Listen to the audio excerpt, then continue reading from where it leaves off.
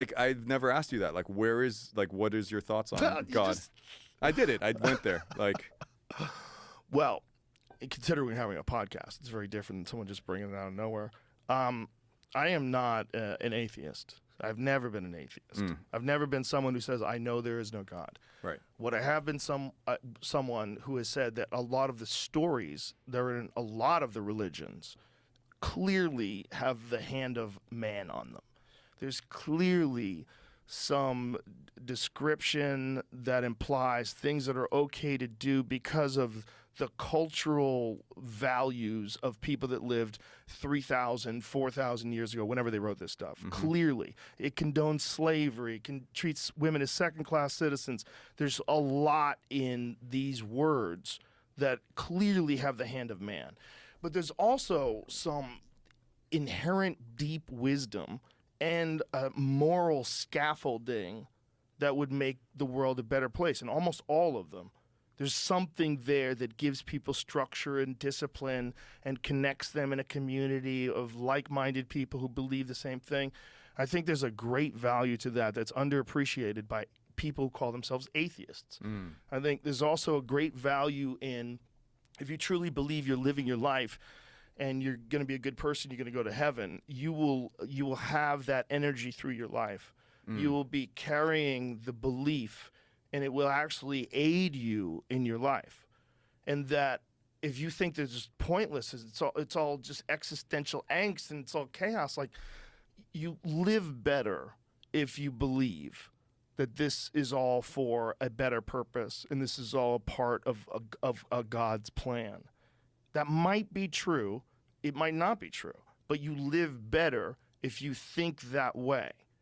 You can do that and still look at facts and reality, and you don't have to be ideologically captured by some writing that was written down thousands of years ago. Right. But you are better off if you believe that this is all for a greater good. Love. Love. Yeah, and that's Love. probably what God really is. God is love. And what love is at its most pure is a force of creation, a force of like adhesion and bonding of human beings. And we know the opposite. The opposite is what's happening right now in Ukraine. That's the opposite. The opposite is... That's hate. Yeah, that's murder. And fucking whole-scale murder. It's wild chaos. I mean, war is hell. It's the worst thing that people do. And that exists at the same time on Earth with some of the best people enjoying some of the best times together. While you are with your family and you are with your friends and people come over your house and you have dinner and you're laughing and having a good time, on some part of the world, someone's drinking out of a puddle. You know? Yeah. In some part of the world, someone's in an apartment building that just got hit by a missile. Yeah. You know, it's all happening simultaneously, but we only have the ability to understand what's happening to us. And we kind of think these things, we know these things are out there because we watch TV and we watch the news, but we don't believe it. It's like, it's not even like there's people that are calling for like war in Ukraine. Like, you don't even know what you're saying. Like, you don't even know what that feeling is. If you knew, that would be the last thing you would ever want to happen. I fucking love you, man. Like, I love you. I love you too. And you too, Jamie, you fucker. Like, I'm not going to leave you out of this. And wow. Like, part of the thing, I love what you just said right now. And part of, like, the way I pray is creativity. Like, when I make something, that's how I interpret prayer. And what you talked about is, like, this belief. It's faith, right? Yeah. So, and part of why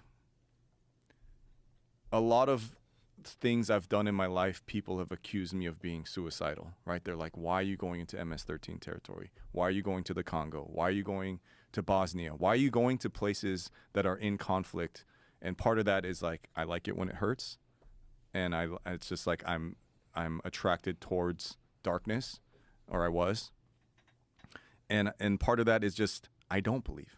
Like, I watch the news, I watch something, and someone tells me, I've been to every state in America, right? Like, most Americans haven't done that.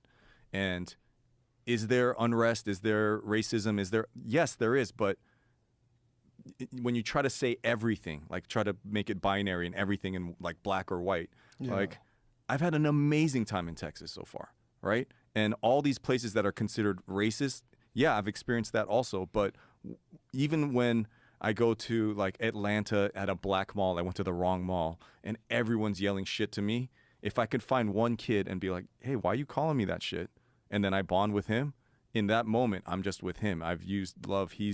And he didn't run away from me. Like him and all of his friends were doing this. They were like, and I was like, this is like 20 years ago. And I'm like, oh, fuck, dude. And they were yelling. They're literally yelling. You came to the wrong mall, bro. Wrong, you know? And I was like, oh, shit. And I felt threatened. I felt like, oh, shit, like something's about to happen. And this is 1999 or something, you know? And so, you know, because of the religious abuse that I was raised in, and it's crazy because most of the mental health institutions or rehabs I've been into, you've heard about sexual abuse, physical abuse. You've heard of those abuses. I had never heard the word sexual abuse or religious abuse. And I'm like, it's disproportionately a lot of Orthodox Catholics, Orthodox Jews, hardcore Muslims, hardcore Christians, hardcore Mormons. Like, it's just that like organized, like you have to be like this or else you're bad, creates so much shame. And I'm like, fuck God, fuck religion, fuck all. But that's like, now I've gone the other side towards hate, and I'm like, I'm a loving person. Like I was telling you, like, it's not an accident that you're like the biggest podcast in the world. You're such a sweet, loving, you don't like involved with all this other bullshit podcast drama that all of these other, like, you're just loving. You're love. You're lovable. You are love. And so I always go, I tend to be a hater. That I'm always pushed to like talk shit or be bitter and fuck everything sucks. And I need love to drag me back. And so part of that is, you know, this is part of 12-step stuff, like higher power and whatever, is we like having a team, right? I'm a Christian. Our symbol is this. I have a star. Ours has 20 arms and swords. Like everyone wants to have a logo and a T-shirt. And my church is this. Ours are round. Ours are like Gothic. You know, and that's good, right? Yeah. It's good to have that. But I was so jaded and I was so bitter. And the guy that was helping me through all my darkness was like, kind of don't care. I kind of don't care if you believe in God or not. It's just like the fake it till you make it. He's like, I just want you to believe and have the faith